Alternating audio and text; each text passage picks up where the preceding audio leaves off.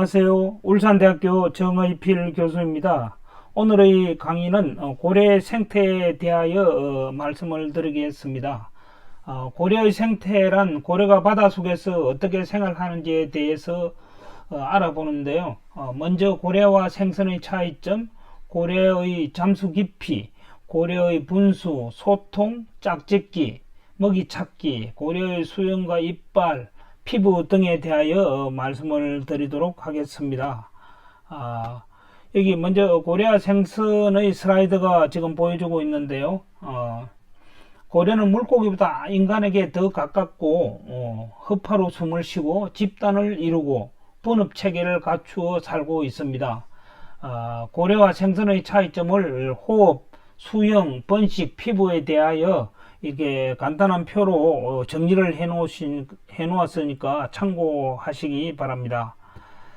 다음은 고래의 잠수 능력입니다. 고래의 잠수 능력은 고래는 먼저 다른 포유류 동물처럼 배로 숨을 쉬기 때문에 바닷속을 헤엄칠 때 숨을 쉬기 위하여 수면 위아래를 오가는 행동을 반복을 해야 합니다.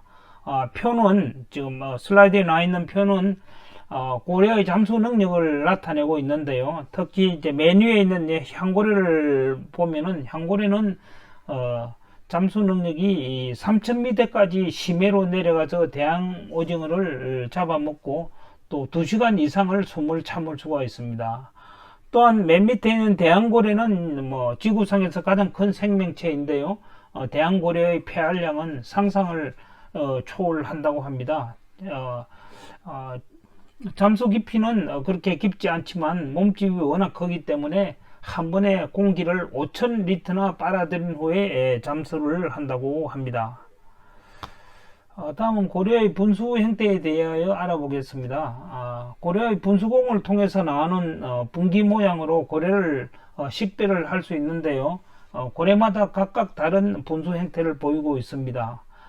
새고래, 창고래, 북극고래 등 분수할 때 왼쪽에 있는 사진처럼 두 갈래로 분수하여 쉽게 식별이 가능하고, 또 대왕고래는 고래 중에 가장 또 이렇게 분수 길이가 가장 길다고 합니다. 9m 이상 된다고 하는데요. 다음에 향고래는 역시 이 분기 모양이 사선으로 나온다고 합니다. 이런 것들이 다 특징인데요. 수영고래는 분수공이 2개가 있고 이빨고래는 분수공이 1개만 있는 것이 특징이라고 볼 수가 있겠습니다. 다음은 돌고래 소통에 대해서 말씀드리면, 고래들은 주로 초음파를 발생해서 소통을 하고 있는데요. 슬라이드에서는 특별한 예로서 돌고래들 간의 그 가슴 짓누르미를 서로 접촉을 하여서 소통을 하고 있는 모습이 되겠습니다. 돌고래의 짝짓기 모습인데요. 바닷속에서 돌고래가 짝짓기를 하는 모습입니다. 아래쪽이 이제 수컷이고 위에가 암컷이 있다고 합니다. 다음은 고래가 소리를 어떻게 발신하고 수신하느냐에 대해서 알아보도록 하겠습니다. 돌고래가 내는 소리는 입술 멜론이라는 부위 사이의 공기의 움직임으로 공기의 흐름이 통했다 막혔다 하면서 이 움직임을 펄스 음향으로 만들어서 외부로 전달을 합니다. 소리 수신은 돌고래의 이 아래턱을 통해서 이렇게 아래턱을 통해서 몸 안에 있는 귀로 전달이 됩니다. 다음에 고래의 먹이에 대해서 설명을 하겠습니다. 우선 먼저 돌고래 먹이 찾기는 조금 전 말씀드린 초음파 기술을 이용해서 초음파를 외부로 발생하면은 생선으로부터 반사되어 오는 소리를 듣고 나서 얼마나 떨어져 있는지, 어떤 종류, 어떤 크기나 이런 걸 식별한다고 합니다. 다음은 기신고래의 바닥 먹이 찾기가 되겠습니다. 기신고래는 바닥을 탐색해서 먹이를 찾습니다. 입주둥이에 주변에 상처가 많이 보이는 것도 이러한 이유입니다. 다음은 상향식 나선 기술에 대해서 말씀을 드리겠습니다. 혹동고래의 섭식 기술인데요. 먼저 고래 한 마리가 작은 물고기를 먼저 고래 한 마리가 물고기 대 아래로 잠수해서 위로 나선을 그리면서 공기방울을 만들면은 사냥에 참여한 다른 고래들도 공기방울을 뿜어내면서 물고기들이 움직일 공간을 점차 줄여가면서 먹이를 잡아 먹습니다. 지금 올라갈 때 나선형으로 위로 올라가면서 나선형으로 이래 그 고기를 몰아가는 이런 기술이 되겠습니다. 혹동고래의 특이한 섭식 기술이 되겠습니다. 다음은 소형고래의 먹이 흡입하는 사진이 되겠습니다. 실제 소형고래들은 크릴새우, 청어, 요강류, 곤쟁이, 오징어 등 이런 작은 물고기를 입을 벌리고 빠르게 움직이면서 물과 먹이를 함께 삼키고 물은 수염으로 걸려서 밖으로 내보낸다고 합니다.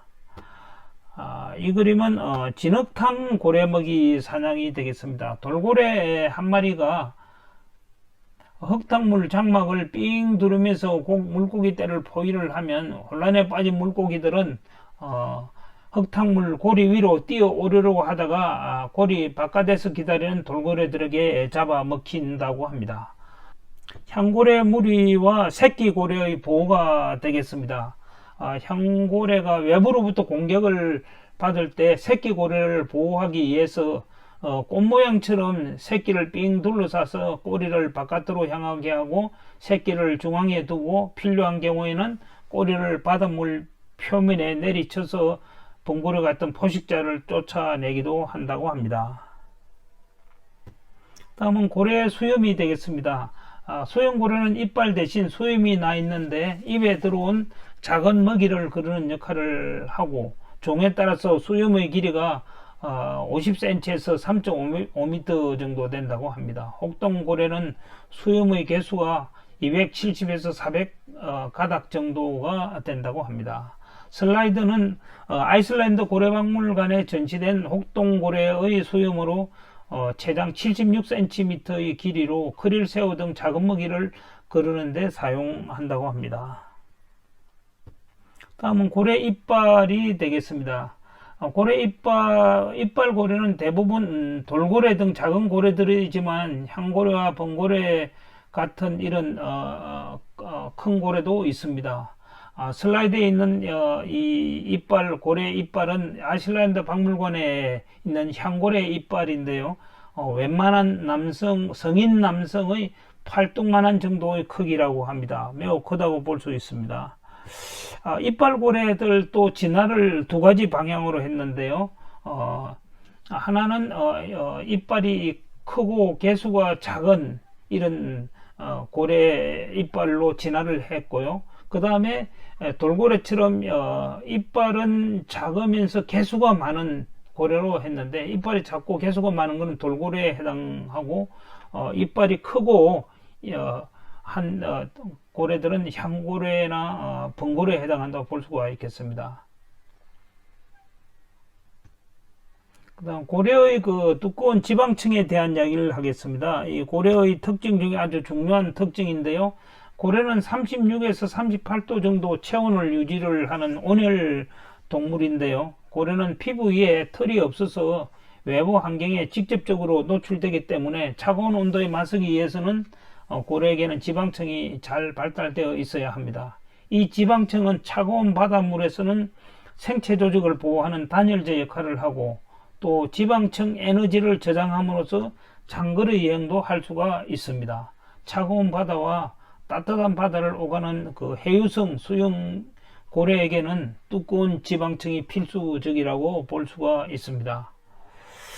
다음은 이제 고래의 나이트에 대한 이야기를 드리겠습니다. 고래의 그 연령은 수영 고래류에서는 깃뼈의 생장층을 세어보면 알 수 있고, 이빨 고래의 생장층은 이 슬라이드 사진에 나와 있는 것과 같은 모양이라고 볼 수 있습니다. 밝고 어두운 패턴이 명확하게 잘 나와 가지고 이 생장층을 세어보면은 돌고래의 나이를 알 수가 있습니다. 다음은 고래의 꼬리 지느러미와 대왕고래뼈에 대한 설명입니다. 사진의 밑에 있는 사진은 대왕고래의 전체 고래 골격을 나타내는데요. 수영을 할 때 이 척추 상하를 움직이면서 이래 수영을 하고, 또한 이 꼬리 역시 이렇게 상하 운동을 하게 됩니다. 그래서 이 고래의 종류에 따라서 이 꼬리가 다양하게 이래 여러 가지 모습을 하고 있습니다. 그래서 전문가들은 이 꼬리만 보고도 고래의 종류를 식별하는 중요한 수단이 되기도 합니다. 마지막 슬라이드로서 고래의 행동에 대한 것을 말씀을 드리겠습니다. 고래의 가장 대표적인 행동은 바로 꼬리뛰기, 브리칭이라고 합니다. 여기 왼쪽에 있는 가장 왼쪽에 있는 이인데, 로켓처럼 이래 자기 몸을 공중으로 날렸다가 다시 바다로 떨어지는 이런 모습인데요. 아주 아름다운 장관을 연출하죠. 그다음 두 번째는 롭테일링인데, 꼬리를 수면 위로 들어 올려서 수면 위를 찰싹 때리는 행동, 이걸 롭테일링이라고 하고요. 그 다음에는 이제 스카이호핑이라고 합니다. 스카이호핑이라고 하는데요, 수면 위로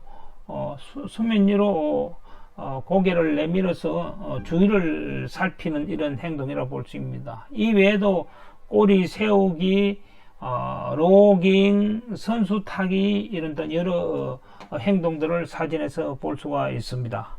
이상으로서 제 강의를 마치겠습니다. 감사합니다.